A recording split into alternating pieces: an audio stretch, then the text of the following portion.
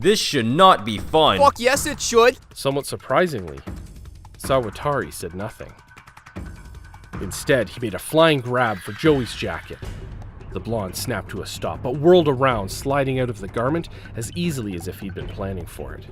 He would be surprised later that he'd actually managed to pull off such a stunt. He lunged for the first door he could find, threw it open, and tossed himself inside.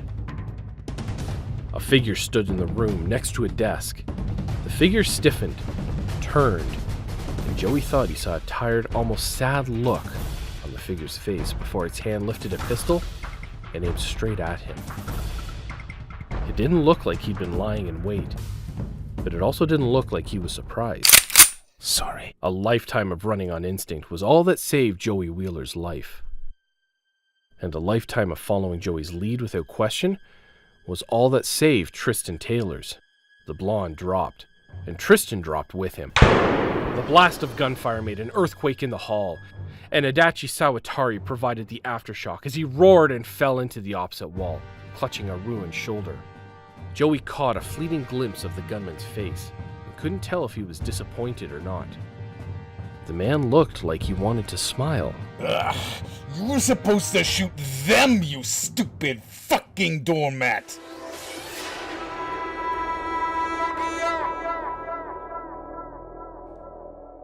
Darren saw it, but he wasn't sure what it was he saw. Seto's lips were moving, but he wasn't speaking to Siegfried.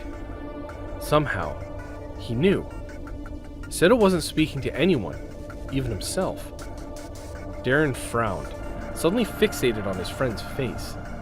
His mind told him, screamed at him, that he had to focus on his job, and that he had to watch for a chance. But he couldn't turn away once he looked.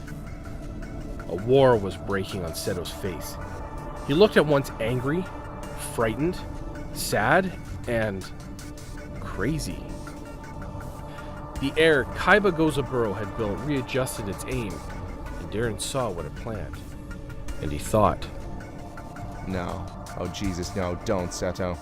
The chance is too high. His windpipe, Seto. It won't hit. You can't hope for a shot like that. Dear God, man, you can't! Darren spun, not knowing what he would do, only knowing that he had to find a better shot. Had to do it now, before Seto made the worst mistake of his life. His eyes searched desperately, futilely. He commanded, begged, prayed that he would find. But there was nothing. He couldn't. Not with any more accuracy than Seto could. Not without alerting Siegfried again.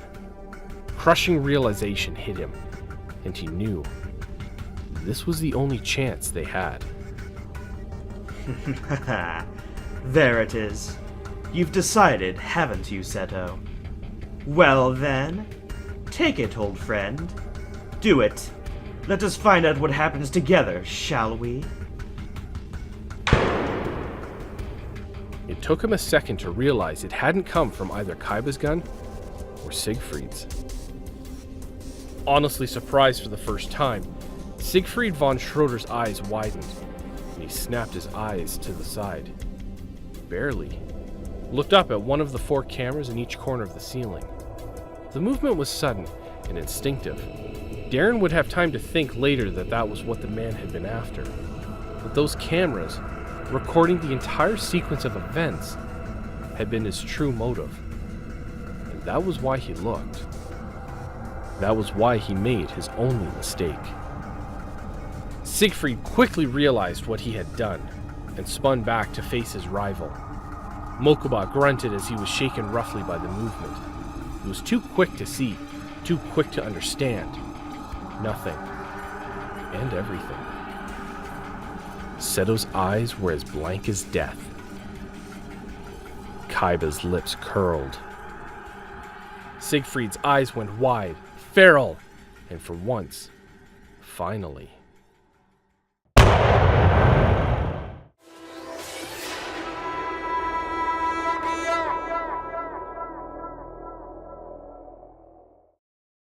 I don't know what to think of that guy. His name's Ivan, I think. He was Schroeder's butler or some stupid shit like that. I mean, he was one of them, right? I heard from the detective he's the one that dressed up Mokuba in pajamas and set him up in a bedroom. Sick fuck. He made fucking dinner for them. Right before Kaiba and us all showed up, he was doing dishes. He was fully on board with the plan. He helped. He stood back and watched. He didn't lift a finger to stop any of it. But when he shot Saru Watari, I mean hell, I doubt anybody like that son of a bitch. But still, he looked happy, like he'd done good. He didn't shoot again. He didn't point at either of us to get the job done. It's like he'd only signed up for one bullet and wasn't gonna put in overtime. He had a computer system in there. Turns out Schroeder was recording the whole damn thing. From 4 different angles, and he had it all uploading online. We found out later Schroeder sent a link out to... just everybody. So the whole fucking city could watch Mokuba's head explode. There wasn't any sound, though. I got the link. I watched the video for a while. I couldn't tell what it was at first. It looked fake. Von Schroeder and Mokuba were sitting at a little table. There was food on the table, like Joey said. Mokuba wasn't eating. We looked through the video, saw the shot. None of the cameras really got a good look at Kaiba's face, but Detective McKinley mentioned later that he looked like 2 people. That's how he said it looked.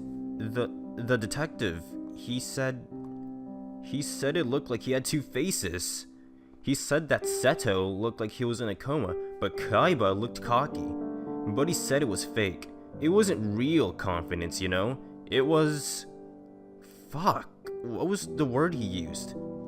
Damn it. Bravado? Yeah, bravado. That's it. Yeah, exactly. But I mean, you couldn't got it a cleaner shot if you prayed for it, hand to God. Right through, absolute perfection. And it had to be, you know.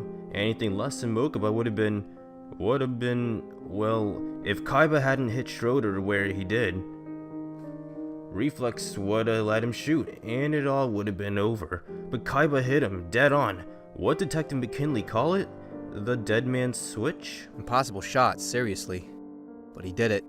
He had no choice. Anything less, and his life would have been over. Same as Mokuba's. But you know, for a while there, it looked like it was gonna end anyway.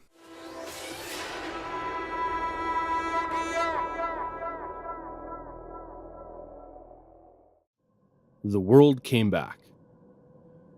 It wasn't a rush. It wasn't a procession of events that came back in logical succession.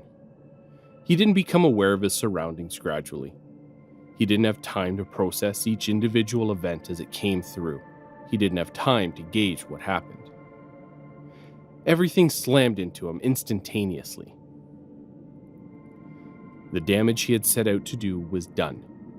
Where there once had been a throat beneath Siegfried von Schroeder's chin, there was a gaping hole, straight through to his spine.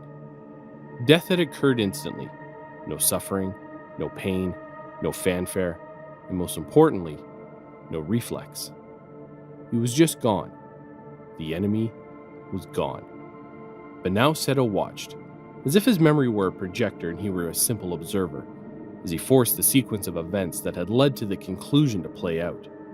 He watched as Siegfried's head snapped to the side as his attention was drawn away from his prey, by a sound that Seto distinctly remembered was gunfire. A shot rang from high above them all, muffled and distant, but unmistakable. And now that Seto had actually heard it, he wondered distantly who had fired the gun. He watched as the opportunity presented itself. He watched as the obstacle of Siegfried's windpipe, that would have thrown off his shot and had the potential to ruin it, shifted to the side.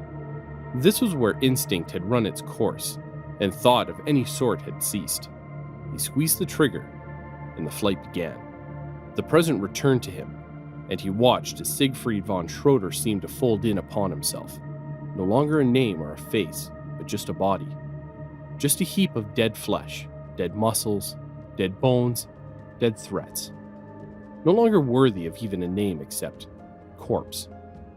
And Seto watched as the blur of black, as Mokuba went down with the nameless Hulk, and Seto watched the blood, the bright crimson lifeline, drip from Mokuba's hair. Seto watched as the world ended. Mokuba didn't move. Mokuba wasn't moving.